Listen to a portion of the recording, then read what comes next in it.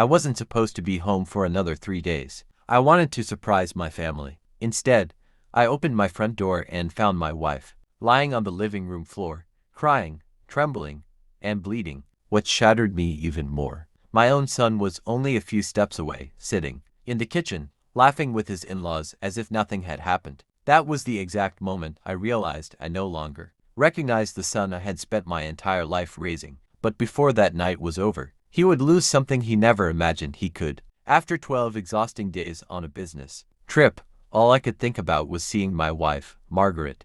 I bought her favorite flowers, picked up her favorite chocolate at the airport, and drove home. Without telling anyone, I wanted to surprise her. The house looked strangely quiet. As soon as I unlocked the front door, I heard soft crying. The sound came from the living room. When I walked in, my heart nearly stopped. Margaret was sitting on the floor beside the coffee table. Blood was running down the side of her forehead.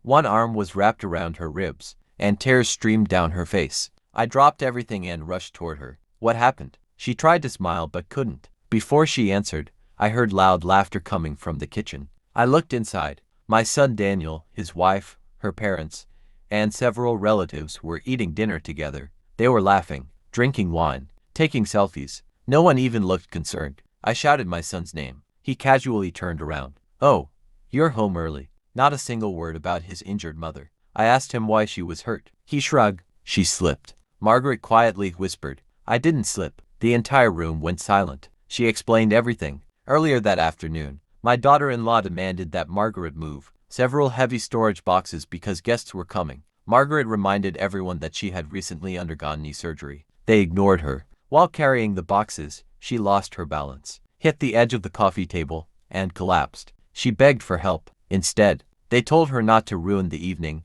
My own son said, "Mom always exaggerates." Hearing those words felt worse than any betrayal I'd ever experienced. I called an ambulance immediately. While the paramedics treated Margaret, my son became angry. He complained that the ambulance was embarrassing the family in front of the neighbors. That sentence changed everything inside me. He wasn't worried about his mother. He was worried about appearances. The next morning, after Margaret was safely resting in the hospital, I met with my attorney. For years, I had quietly built a successful construction company. Margaret looked at him, then quietly placed the flowers back into his hands. She said only one sentence. "When I needed my son, you chose to be someone else's hero." He cried harder than I had ever seen. But some wounds cannot be healed with tears. Months later, after therapy and long conversations, Margaret recovered physically. Emotionally, she never forgot. Neither did I. One donated a large portion of my estate to a medical charity supporting elderly patients who are neglected by their own families.